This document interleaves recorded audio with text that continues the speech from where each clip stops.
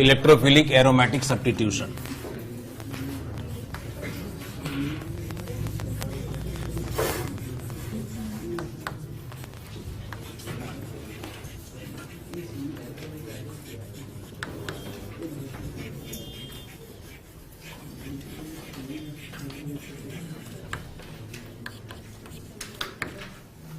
ठीक है ना।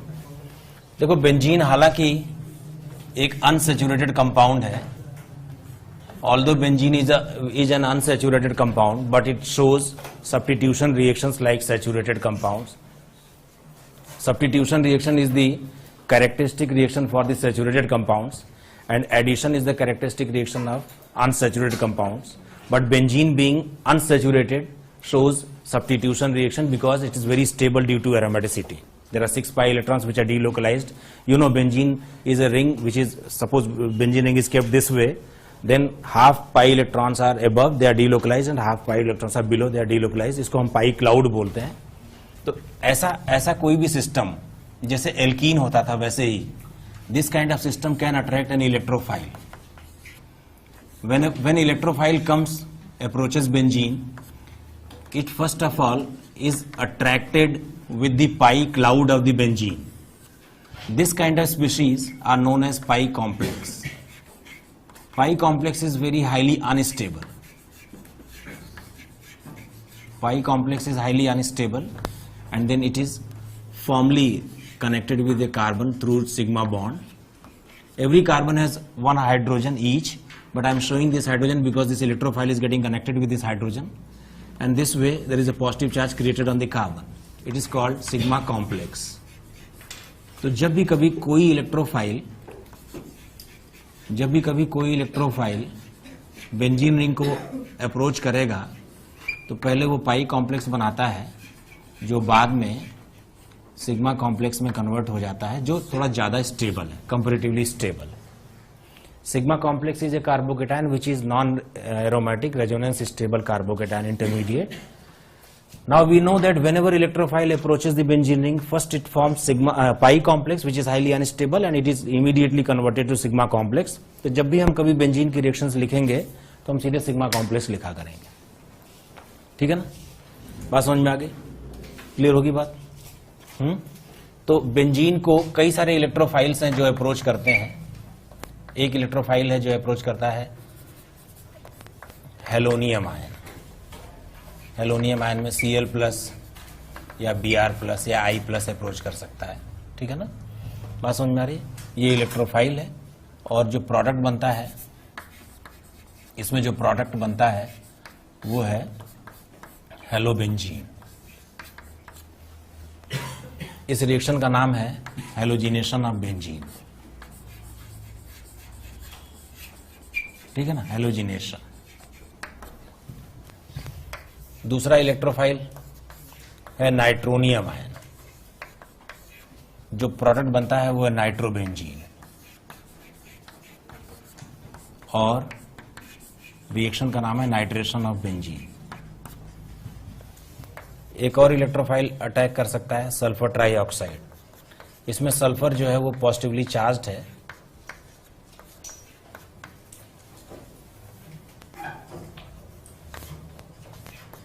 इस तरह से। So sulfur being electron deficient can play the role of an electrophile and it attacks on the benzene ring.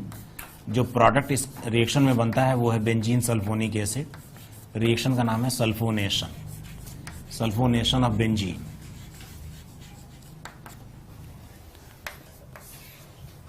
एक रिएक्शन है, नाम है फ्रीडल क्राफ्ट्स रिएक्शन।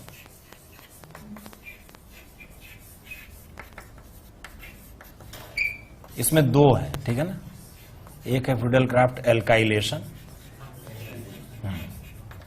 एल्काइलेशन में R प्लस अटैक करता है और एल्काइल बेंजीन प्रोडक्ट होता है। और एक है फ्रीडल क्राफ्ट एसाइलेशन।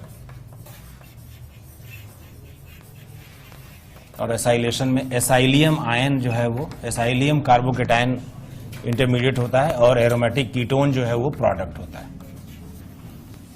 तो बेंजीन के ऊपर ये 5 इलेक्ट्रोफाइल्स हैं जो डायरेक्ट लाए जा सकते हैं। ठीक है ना, बेंजीन के ऊपर ये 5 इलेक्ट्रोफाइल्स हैं जो डायरेक्ट लाए जा सकते हैं।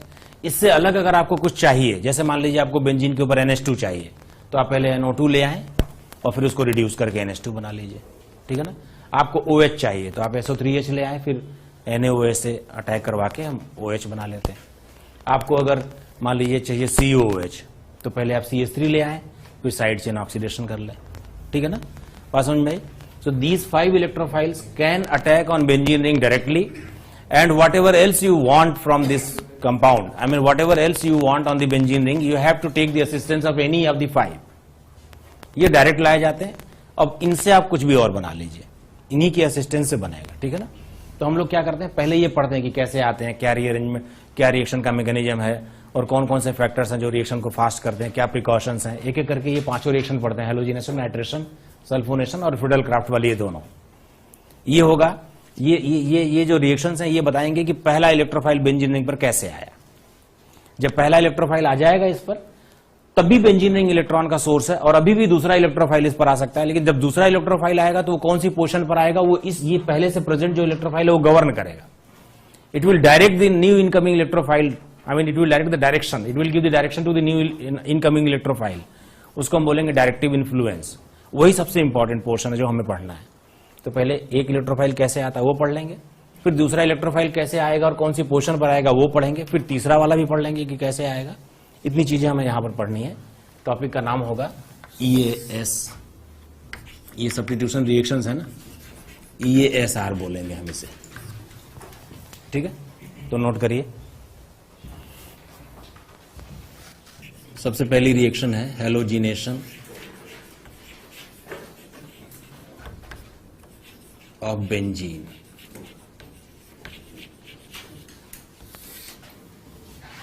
रिएक्शन क्या है? रिएक्शन बहुत सिंपल है। बेंजीन के 6 कार्बन है, सभी इक्विवेलेंट है, सभी पर एक एक हाइड्रोजन लगा हुआ, किसी पर भी रिएक्शन करवाई जा सकती है। अगर हम X2 और Fe के साथ रिएक्शन करवाएं तो हेलोबेंजीन बन जाता है। किसी भी कार्बन पर अटैक हो सकता है। मान लो यहां अटैक हो गया और यहां पहले से प्रेजेंट हाइड्रोजन को सब्स्टिट्यूट कर दिया गया तो वो HX बाहर निकल जाता है, ठीक है ना। इसका मैकेनिज्म क्या है साहब? मैकेनिज्म 2 स्टेप्स में होता है। पहले स्टेप में इलेक्ट्रोफाइल क्रिएशन या इलेक्ट्रोफाइल जनरेशन, X2 और Fe मिलके FeX3 बना लेते हैं। FeX3 is a Lewis acid which on reaction with other molecule of X2 forms a halonium ion this way. ये इस X माइनस को निकाल लेगा, then you get a halonium ion which is actually the electrophile of this reaction. Halonium ion is going to play the role of electrophile in this reaction, and FeX4 minus is also created in the reaction vessel itself. ठीक है ना, बात समझ में आ रही है। FeX4 minus बन गया। अब सेकंड स्टेप में ये जो इलेक्ट्रोफाइल है ये बेंजीन पर अटैक करेगा। बेंजीन के कौन से कार्बन पर अटैक करेगा? किसी पर भी अटैक करेगा। हम मान लेते हैं यहां अटैक करने वाला है, इसलिए हमने इस हाइड्रोजन को शो कर दिया, ठीक है ना। Now it will come like this X plus, तो ये ऐसे आ जाएगा। क्यों?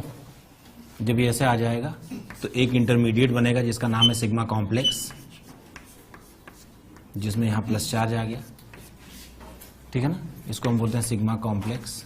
या एक काम करता हूं, इसके सारे रेजोनेटिंग स्ट्रक्चर भी शो कर देते हैं।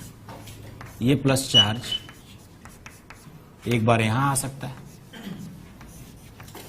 एक बार ये plus charge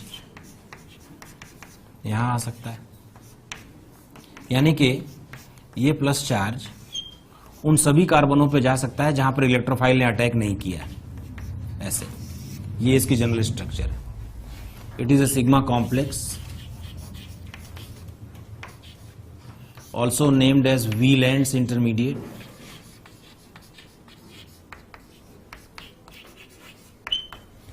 It is non-aromatic, resonance stable carbocation. ये ऐसा इंटरमीडिएट। ये पहला स्टेप RDS है जिसमें इलेक्ट्रोफाइल ने अटैक किया। हम बोलते हैं इलेक्ट्रोफाइल अटैक करता है, लेकिन जब हम इलेक्ट्रॉन का मूवमेंट शो करते हैं तो इलेक्ट्रॉनों को प्लस की ओर जाते हुए शो किया जाता है, ठीक है ना, ठीक है ना। बाद में एक फास्ट स्टेप में कोई बेस आता है जब भी कभी कोई एरोमेटिक सिस्टम अपनी एरोमेटिसिटी का लॉस करता है तो अपनी एरोमेटिसिटी को रिटेन करने के लिए वापस वो तुरंत H+ को फायर करता है. So second step can be caused almost by any base, but one base is present already in our reaction vessel FeX4-, वो इस H+ को ट्रैप कर लेता है और इस तरह से बेंजीन रिंग की एरोमेटिसिटी कंप्लीट हो जाती है. And what we get is substituted benzene along with FeX3, which is actually the catalyst, and HX. FeX3 is a catalyst. Catalyst may take part in the reaction, but ultimately they are not getting consumed in the reaction. They have to come out, right? तो FeX3 बाहर आ जाता है. समझ में आ गई बात? Note करें जरा इसको.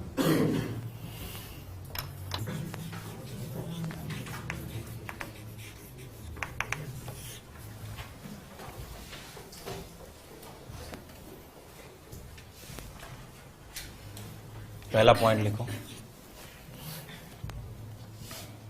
इन फर्स्ट मिनट तो हो ही गया. लिखो in first slow step electrophile attacks on benzene ring. It is RDS. In first slow step electrophile attacks on benzene ring, it is RDS. ठीक है ना.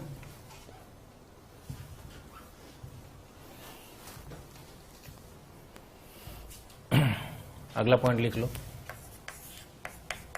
Intermediate is a sigma complex. Intermediate is a sigma complex. और उसमें वही लिख देना, also known as valence intermediate. It is non aromatic resonance stable carbocation. Intermediate is a sigma complex, also known as valence intermediate.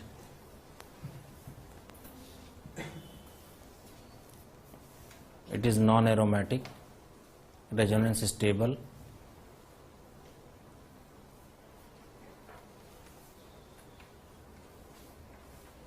Carbocation. तीसरा point लिख लो. In second fast step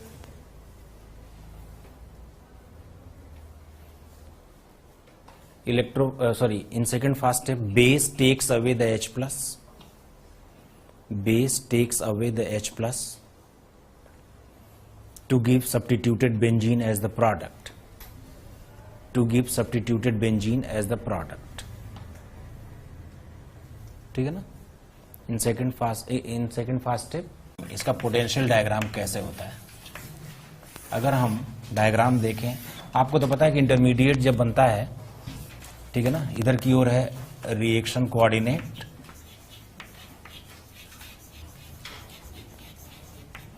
और इधर की ओर है पोटेंशियल एनर्जी.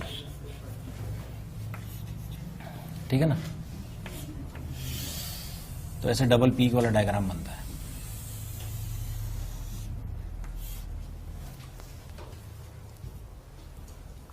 ठीक है ना. यहां पर है बेंजीन रिंग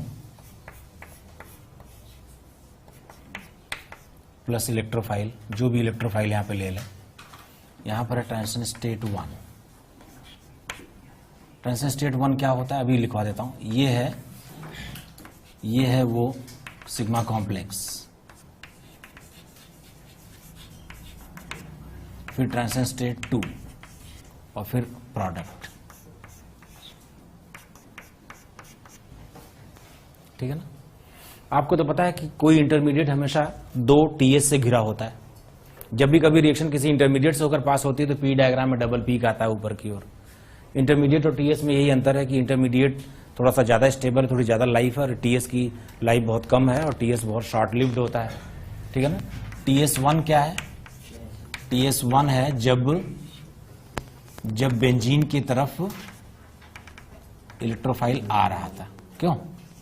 पार्शियल प्लस और पार्शियल प्लस यहां हो रहा था. ये TS1 है. TS2 क्या है. TS2 ये है कि अब कार्बोकेटायन बन चुका है. ठीक है ना. अब H+ जा रहा है निकल के और इलेक्ट्रोफाइल यहां पर आके जम चुका है. ठीक है ना. जब इलेक्ट्रोफाइल अप्रोच कर रहा था तब TS1 था. जब इलेक्ट्रोफाइल पूरी तरह से आ गया तो कार्बोकेटायन बन गया, जिसको हम सिग्मा कॉम्प्लेक्स बोलते हैं. अब H+ निकल के जा रहा है तो TS2 बना, और जब पूरी तरह निकल गया तो प्रोडक्ट बन गया. ठीक है ना. बात समझ में. इसको भी E लिख दो. सभी केसेस में ऐसा ही पी डायग्राम बनेगा, डबल पीक वाला। बात समझ में आ गई?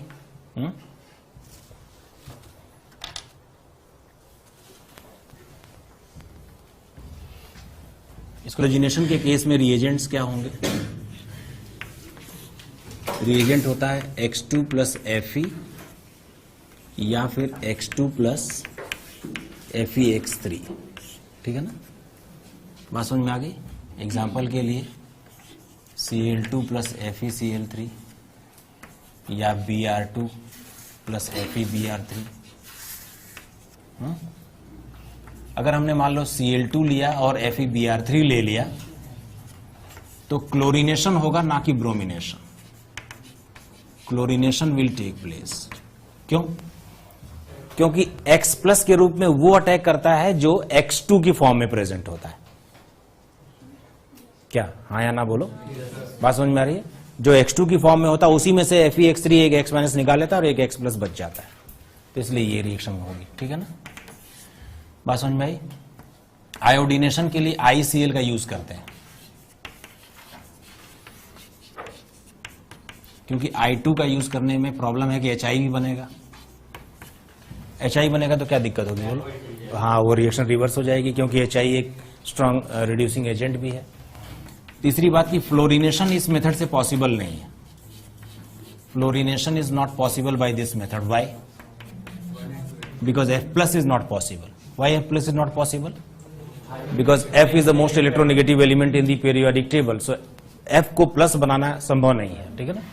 तो fluorination is not possible by this method.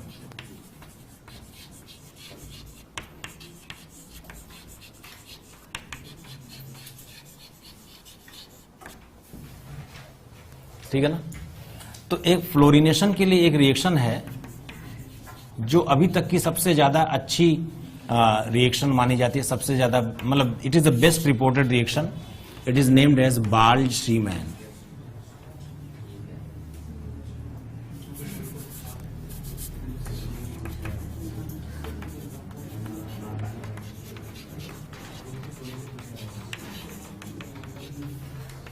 बाल्ड-श्रीमैन reaction क्या रिएक्शन होती है आगे हम पढ़ने वाले हैं, लेकिन मैं यहीं पहले एक बार बता देता हूं। इस कंपाउंड का नाम है बेंजीन डाइएजोनियम क्लोराइड, हम शॉर्ट में बोलेंगे BDC। BDC is in our course, हमारे सिलेबस में हमें पढ़ना है अलग से सेपरेटली। BDC में जब हम बोरॉन ट्राइफ्लोराइड से रिएक्शन करवाते हैं इन प्रेजेंस ऑफ HF, तो ये ना, this is stable at 0 to 5 degree centigrade. BDC is stable when it is chilled, but अगर हमने इसको इससे HF और BF3 से रिएक्शन करवा दिया तो ये बेंजीन डाइएजोनियम टेट्राफ्लोरोबोरेट बन जाता है। And this is very surprisingly very stable, stable even at room temperature, stable at 25 degree centigrade also. ये इसकी स्टेबिलिटी एक्स्ट्रा ऑर्डिनरी है। और जब हम इसको बहुत हाई हीट करते हैं ना तो फ्लोरोबेंजीन बनता है। Fluorobenzene plus boron trifluoride plus nitrogen of course.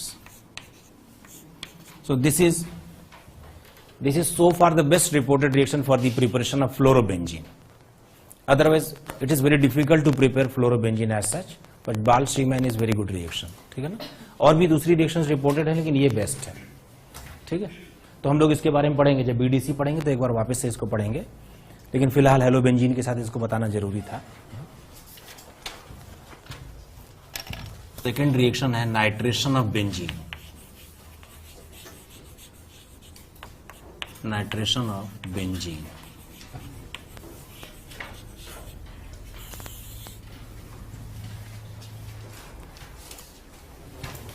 Reaction is very simple. अगर आप बेंजीन की रिएक्शन नाइट्रेशन वाले रिएजेंट से करवाएं, नाइट्रेशन का रिएजेंट है concentrated H2SO4 plus concentrated HNO3। इसको नाइट्रेटिंग एजेंट या मिक्स्ड एसिड या नाइट्रेशन एजेंट ऐसे बोलते हैं। नाइट्रेटिंग एजेंट भी बोलते हैं, नाइट्रेटिंग मिक्सचर भी बोलते हैं। तो इससे बनता है नाइट्रोबेंजीन।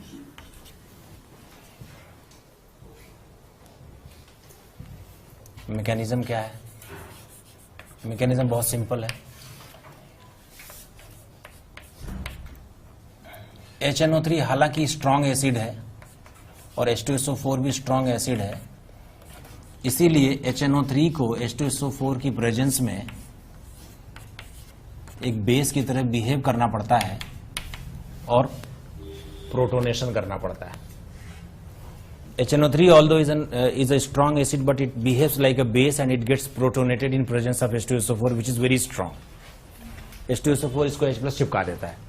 जिसने H+ लिया वो बेस है, जिसने H+ दिया वो एसिड है। ठीक है ना? तो क्या बन गया बताओ? HSO4 माइनस और साथ में ये क्या बन गया बोलो? OH2+ NO2। इसमें आपको तो पता है ये कोऑर्डिनेशन बॉन्ड है जिसको मॉडर्न केमिस्ट्री में माइनस और प्लस से शो करते हैं। ठीक है ना? यहां से H2O निकलेगा। So after the removal of H2O what you get is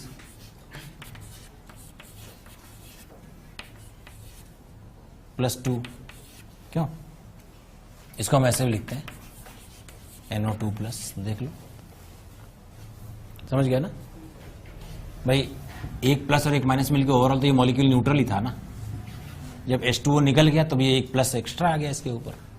इसका नाम है नाइट्रोनियम आयन। यही हमारे रिएक्शन का इलेक्ट्रोफाइल होगा। This is the electrophile for the next step. अब बोलो, अब क्या होगा? बोलो बोलो। अब ये इलेक्ट्रोफाइल बेंजीन रिंग पर अटैक करेगा। बेंजीन के किसी भी कार्बन पर अटैक कर सकता है। हमने मान लिया कि इस पर करेगा, इसके H को शो कर दिया। नाइट्रोनियम आयन आया, पहला स्टेप RDS होगा जैसे कि पिछले केस में था। It will attack. कैसा इंटरमीडिएट बनेगा भाई? इंटरमीडिएट एक सिग्मा कॉम्प्लेक्स होगा जो पॉजिटिवली चार्ज्ड है, also known as valence intermediate, non aromatic, resonance stable, carbocation वगैरह वगैरह। अब इसके सारे स्ट्रक्चर्स नहीं दिखा रहा हूं मैं, आप शो कर देना बाद में। फिर finally HSO4 minus which is very much present in the reaction vessel itself will behave like a base and it takes away this H+ in a fast step to complete the aromatic sextate of benzene ring। तो इस तरह से हमें मिल गया nitrobenzene. H2SO4 एक catalyst की तरह व्यवहार करता हुआ देखा गया फाइनली। ठीक है ना? नोट करो इसको।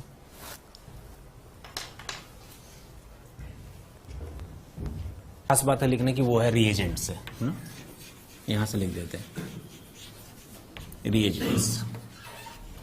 पहला रिएजेंट वही है, concentrated HNO3 plus concentrated H2SO4। It is also known as nitrating mixture.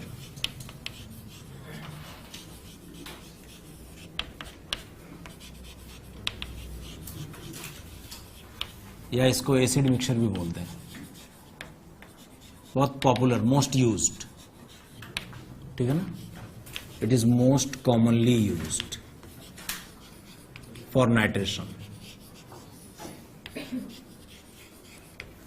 Most commonly used reagent यही है। उसके अलावा एक रिएजेंट है nitrogen pentoxide. Nitrogen pentoxide is suppose to be the combination of NO2+ and NO3-। तो इसमें ये जो है ना, ये हमारे लिए इलेक्ट्रोफाइल का काम कर जाएगा। एक नाइट्रोनियम एसीटेट भी होता है, ये भी हमारे लिए रिएजेंट का काम कर देता है। ठीक है ना? इस तरह से रिएक्शन हो जाती है। इन दोनों ही रिएक्शंस में, यानी कि हैलोजिनेशन और नाइट्रेशन दोनों में ही आइसोटोपिक इफेक्ट पाया जाता है। इसको काइनेटिक आइसोटोप इफेक्ट भी बोलते हैं। Kinetic isotope effect, KH/KD। होता क्या है, मैं आपको जरा सिखाता हूं। ये 1 इज इक्वल टू, ये इसकी रेंज है KH/KD की, where KH is rate constant when hydrogen is removed in a reaction and Kd is rate constant when deuterium is removed in a reaction. मैं आपको बताना चाहता हूं दूसरे स्टेप में H प्लस निकलता है. अगर किसी रिएक्शन में H प्लस निकले या H माइनस निकले या हाइड्रोजन एटम निकले या हाइड्रोजन रेडिकल निकले तो उसकी जगह D रखने से रिएक्शन के रेट पे क्या फर्क पड़ता है वो देखना पड़ता है हमें. अगर H की जगह D रखने से रिएक्शन का रेट स्लो हो जाए तो समझो कि H का रिमूवल स्लो स्टेप में हो रहा है जो RDS है. और अगर H की जगह D रखने से कोई फर्क नहीं पड़ता तो इसका मतलब ये है कि reaction hydrogen is getting removed in the fast step. Fast step में कोई चेंज करने से रिएक्शन के रेट पर कोई इफेक्ट नहीं आता. क्यों? रिएक्शन का रेट तो उस स्टेप से कैलकुलेट किया जाता है जो बहुत स्लो है और ऐसा माना जाता है कि जब आरडीएस पूरा हो गया तो रिएक्शन पूरी हो जाएगी क्योंकि ये तो विद इन नो टाइम हो जाती है. क्यों? एक बार मैंने आपको बताया भी था वो सैंड बल्ब बना के, ठीक है ना, बताया था ना मैंने कि जो फास्ट स्टेप है वो बहुत फास्ट होता है और उसका रिएक्शन के रेट से कोई लेना देना नहीं और उसमें अगर कोई चेंजेस करें तो भी रिएक्शन के रेट पर इफेक्ट नहीं आता लेकिन स्लो स्टेप में आता है. तो अगर KH/KD की वैल्यू 1 रह गई तो इसका मतलब क्या है? इसका मतलब H की जगह D रखने से रेट के रिएक्शन में कोई फर्क नहीं पड़ा तो हाइड्रोजन का रिमूवल फास्ट स्टेप में हो रहा है और हम कहेंगे कि ऐसी रिएक्शन में आइसोटोप इफेक्ट ऑब्जर्व नहीं हो रहा. लेकिन अगर KH/KD की वैल्यू 1 से ज्यादा हुई तो इसका मतलब क्या है? इसका मतलब यह है कि हाइड्रोजन का रिमूवल एक स्लो स्टेप में हो रहा है, RDS है. ये काइनेटिक्स का एक केस है रिएक्शन के रेट को पकड़ने के लिए, समझने के लिए, क्योंकि CD बॉन्ड स्ट्रांग है और CH बॉन्ड वीक है. ठीक है ना. तो अगर हाइड्रोजन का रिमूवल स्लो स्टेप में हो रहा है तो हाइड्रोजन की जगह ड्यूटेरियम निकालने से रेट ऑफ रिएक्शन स्लो हो जाएगा. पहले भी बात हुई एक बार E1 E2 के संबंध में जब मैं बता रहा था तो काइनेटिक आइसोटोप इफेक्ट की बात हुई थी. ये जो KH/KD की वैल्यू मैक्सिमम 7 तक जाती है. ठीक है ना.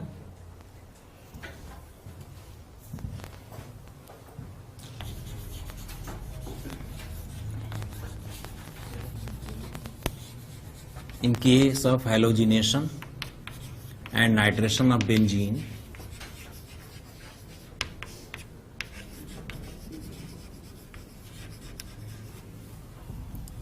kinetic isotope effect is not observed.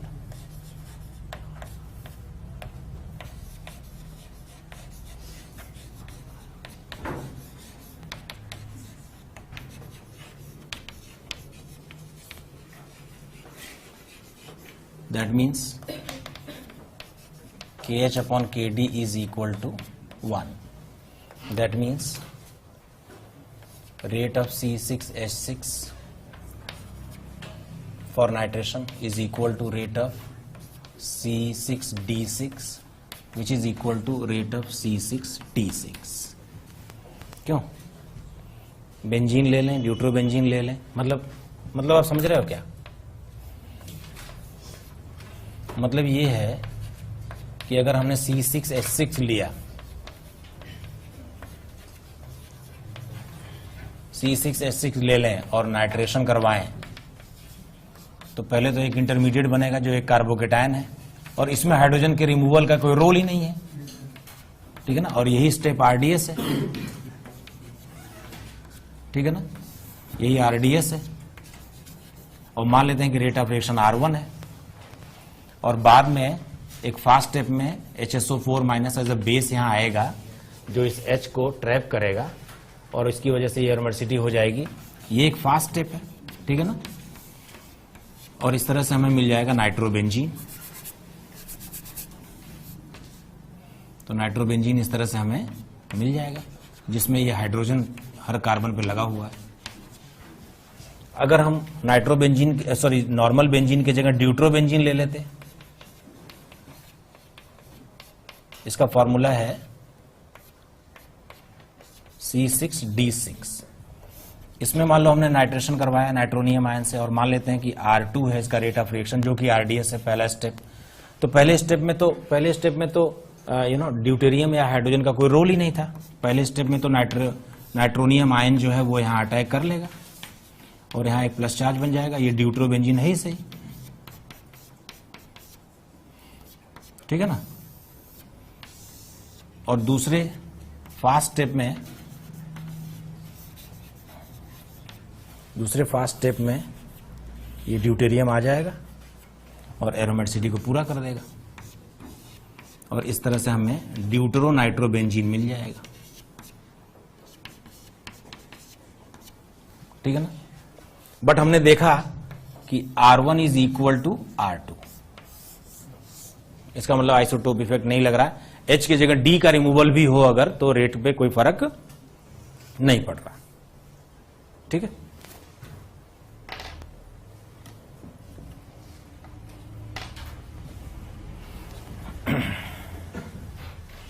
में अगला रिएक्शन है sulphonation.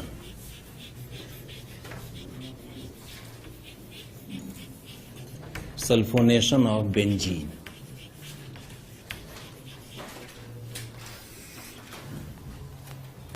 Sulphonation of benzene reaction क्या होती है? बहुत सिंपल। बेंजीन की रिएक्शन अगर आप कॉन्सेंट्रेटेड H2SO4 से कर दो तो बेंजीन सल्फोनिक एसिड बन जाता है।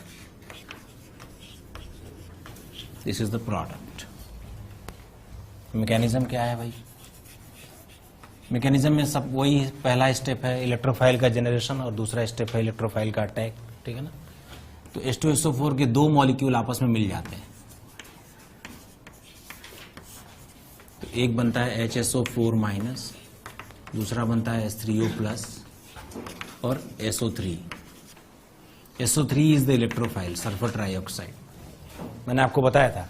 क्यों? मैंने आपको बताया था कि SO3 ऐसा है जिसमें सल्फर इलेक्ट्रॉन डेफिशिएंट है क्योंकि ये 3 ऑक्सीजनों से जुड़ा हुआ है और इसीलिए जो सल्फर है ये इलेक्ट्रोफाइल की तरह बिहेव करता है। तो SO3 इज एन इलेक्ट्रोफाइल। ठीक है ना। जब बेंजीन रिंग पर कोई इलेक्ट्रोफाइल अटैक करता है तो ऐसी रिएक्शन को हम बोलते हैं EASR, इलेक्ट्रोफिलिक एरोमेटिक सब्स्टिट्यूशन। ठीक है ना। बेंजीन पर सल्फर ट्राइऑक्साइड आ गया। जब कोई पॉजिटिवली चार्ज इलेक्ट्रोफाइल यहां आता है तो वो न्यूट्रल हो जाता है। कोई न्यूट्रल आएगा तो क्या हो जाएगा? नेगेटिव हो जाएगा। ठीक है ना। तो ये नेगेटिवली चार्ज हो जाता है और रिएक्शन रिवर्सिबल है। रिवर्सिबिलिटी का रीजन भी बताऊंगा। It is negatively charged and there is a positive charge. It is a sigma complex which is resonance stable, non aromatic, valence intermediate वगैरह वगैरह। ठीक है ना।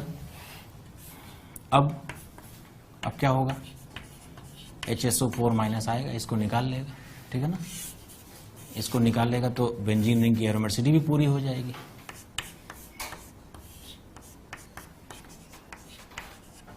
ठीक है। और H3O प्लस हमारे पास है ही सोल्यूशन में, वो इसको प्रोटोनेट कर देगा। लेकिन रिएक्शन थ्रू आउट रिवर्सिबल रहती है। ठीक है ना। Reason for reversibility of reaction,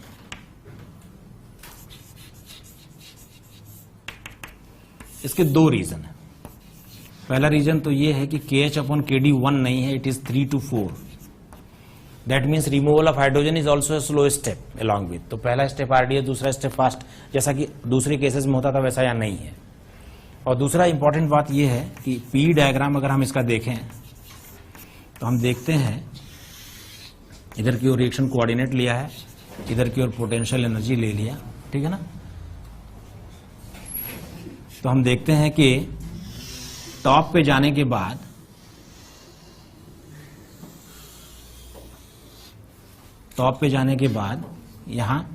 यहां से ये EA1 है और EA2 है। ठीक है ना। तो EA1 of forward reaction is equal to EA2 of backward, या EA लिख दो केवल। आप समझ रहे हो क्या? यानी जब रिएक्शन यहां से यहां तक पहुंची, ये पहला स्टेप है, दूसरे स्टेप के लिए ये रिएक्टेंट है, अब ये रिएक्शन होने वाली है। तो जब एक बार रिएक्शन कार्बोकेटायन के लेवल पर पहुंच गई तो उसको इधर आने के लिए या उधर जाने के लिए इक्वल हाइट तय करना है। समझ में आ गई बात? जनरली क्या होता है, इधर वाला जो पीक है वो थोड़ा लो होता है तो रिएक्शन ओवरऑल फॉरवर्ड चली जाती है। But in case of sulphonation activation energy of forward reaction and activation energy of backward reaction both are equal, and that's why this reaction can equally go in both the direction. That there is equal probability for the intermediate to go in forward direction or in backward direction, and that is the reason sulphonation is a reversible process. ठीक है ना? जरा ना, अगर मान लो हमें sulphonation करवाना हो तो हाईली कॉन्सेंट्रेटेड H2SO4 लेना पड़ता है, करीब 98%, तो बनता है benzene sulphonic acid. This process is known as sulphonation.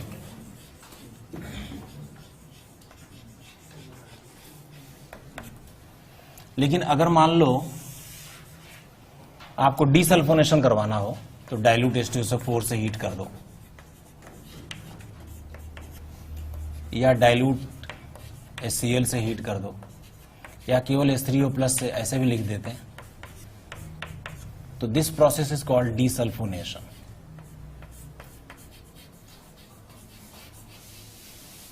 ये डीसल्फोनेशन है. इसका फायदा उठाते हैं हम. देखो, वैसे तो सल्फोनिक एसिड बनाना अच्छा मेथड नहीं है ये, लेकिन सल्फोनेशन डीसल्फोनेशन का हम फायदा उठा लेते हैं. इंसान फायदा उठाने के लिए बना है. आप देखो, ब्रोमोबेंजीन का क्लोरीनेशन अगर करवाएं, और मान लो मैं ये कहूं कि हम लोगों को ऑर्थो क्लोरोब्रोमोबेंजीन चाहिए, कैसे करें?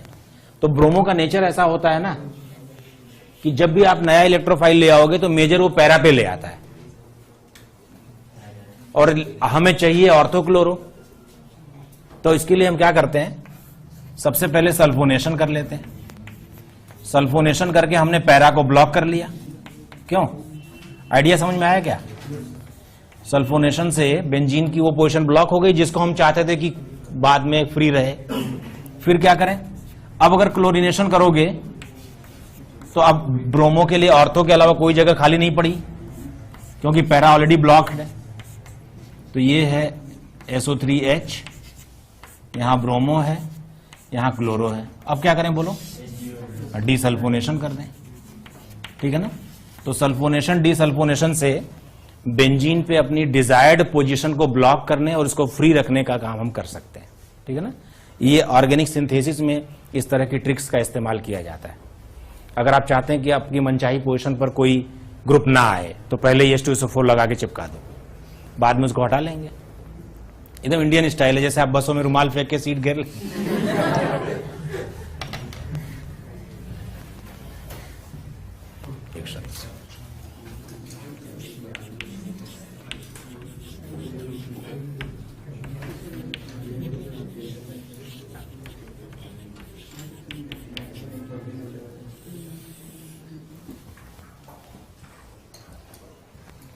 ये चार्ल्स फ्रीडल और जेम्स क्राफ्ट, इसमें से फ्रीडल साहब जर्मन हैं और क्राफ्ट साहब जो अमेरिकन हैं.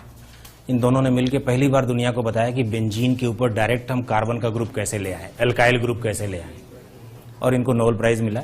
और ये बहुत पुरानी रिएक्शन है, लेकिन आप देखें कि अभी भी इसकी बहुत ज्यादा इंपॉर्टेंस है. इसका मतलब कि इतनी रिसर्च के बाद भी हम इससे बेहतरीन रिएक्शन नहीं ढूंढ पाए. ठीक है ना? दो रिएक्शंस हैं, एक है Friedel craft alkylation,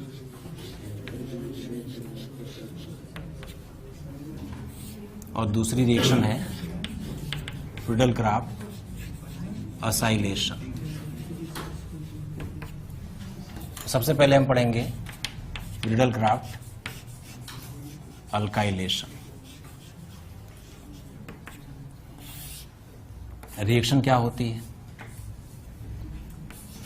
Reaction is very simple. Benzene on reaction with RX in presence of AlX3 gives alkyl benzene plus HX. Mechanism क्या है? मैकेनिज्म वैसे ही जैसे हम हमेशा करते हैं. पहले स्टेप में इलेक्ट्रोफाइल जेनरेशन और दूसरे स्टेप में इलेक्ट्रोफाइल का बेंजीन पर अटैक. कैसे? ये AlX3 एक लुईस एसिड है. अच्छा, एनहाइड्रस AlX3 लेना है ना,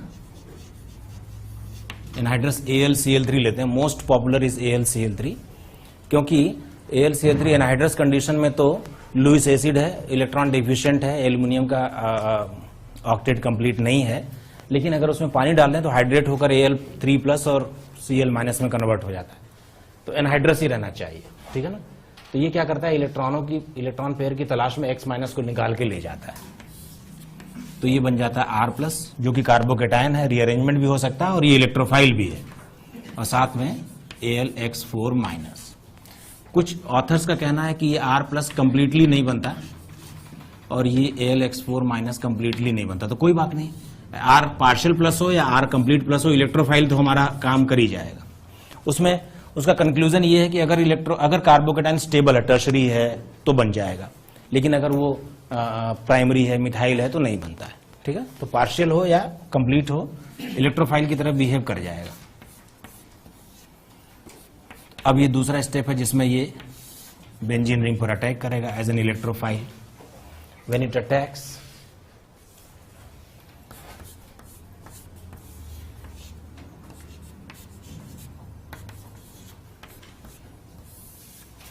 ये RDS है, ये वही है फिर से sigma complex valence intermediate non aromatic resonance stable carbocation intermediate which is having many other RS also. उसके बाद फिर एक फास्ट स्टेप में एक बेस जो कि रिएक्शन वेसल में प्रेजेंट है, वो क्या करेगा, इस H को ट्रैप कर लेगा, ठीक है ना, और इसको एरोमेटिक सेक्सटेट को कंप्लीट करवा देगा। तो इस तरह से हमें मिल जाता है एल्काइल बेंजीन, ठीक है। नोट करो की पॉइंट्स में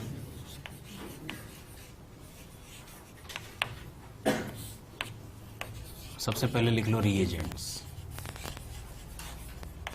रिएजेंट्स में हम यूज करते हैं एल्काइल हैलाइड और एक लुईस एसिड। ये लुईस एसिड क्या क्या हो सकता है, ये हो सकता है AlX3, FeX3, BX3, ZnX2, SbX5, इनमें से कोई भी जो कार्बोकेटायन बनवा सके, but AlCl3 is most commonly used.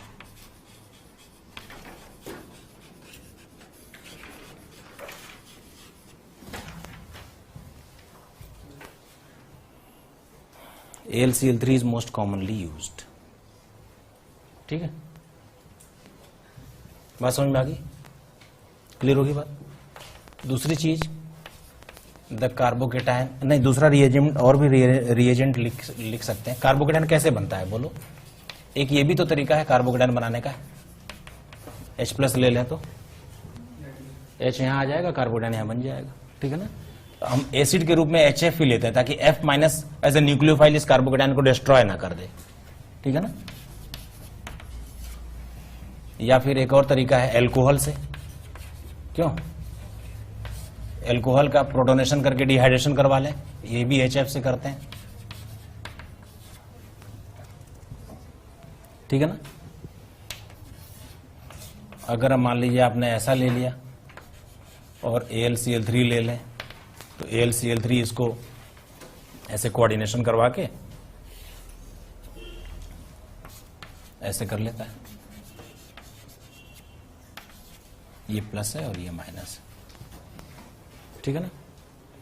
जो कार्बोकेटायन बनते हैं, कार्बोकेटायन में रीअरेंज,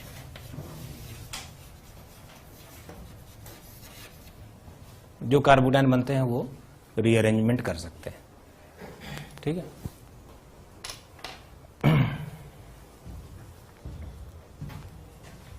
देखो बताओ साहब, अगर हमने CH3Cl और एनहाइड्रस AlCl3 लिया तो क्या होगा बोलो, टोलुइन बन जाएगा, क्यों। अगर हमने इथाइल क्लोराइड लिया तो इथाइल बेंजीन बन जाएगा, क्यों बेटे।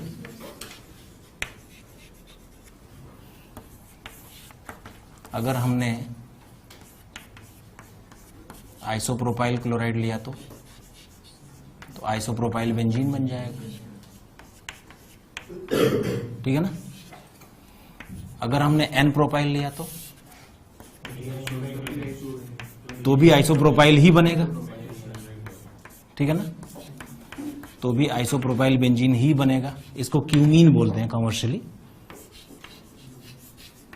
Isopropyl benzene. तो फिर क्वेश्चन ये है कि how to prepare n propyl benzene. मतलब ये क्वेश्चन, केवल क्वेश्चन लिख लें आप, इसका आंसर मैं बताऊंगा थोड़ी देर बाद। मतलब ऐसा वाला 3 कार्बनों की सीधी चेन कैसे बनाए। ठीक है ना, I will answer this question. ठीक है, देख लो बेंजीन बनाया और यहां पे ले लिया, मान लो हमने बेंजाइल क्लोराइड विद AlCl3, तो क्या ये मिथाइल डाइफिनाइल मीथेन बन जाएगा ऐसे। ठीक है ना।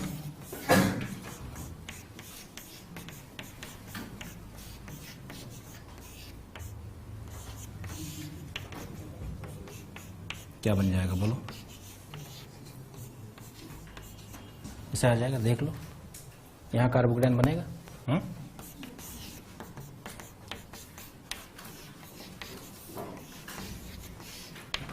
ये बन जाएगा, कार्बोकेटाइन यहां बनेगा जो रीअरेंज होकर यहां आ जाएगा, फिर इसी पर बेंजीन अटैक करेगा।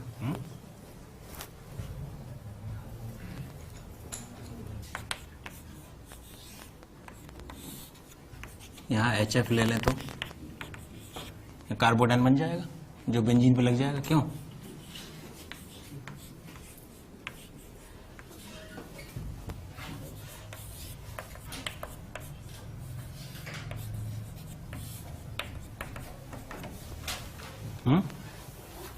समझ में आ रही बात?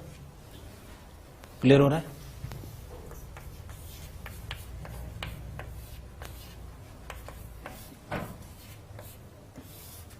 बताओ AlCl3 से क्या होगा बोलो। ये लग जाएगा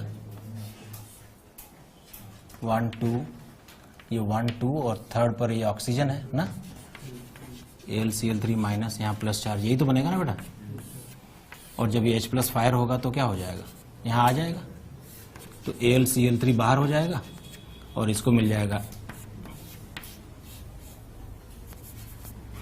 OH बन जाएगा ना। क्या होगा अगर इसे आप कॉन्सेंट्रेटेड H2SO4 से हीट कर दो, बोलो बोलो, डबल बॉन्ड बन जाएगा। और अगर पर एसिड ले लो तो इपॉक्साइड बन जाएगा। तो अगर बेंजीन रिंग पर इपॉक्साइड रिंग सीधे लगवानी हो तो इस रूट से आना पड़ेगा एल्कीन बनाकर। ठीक है,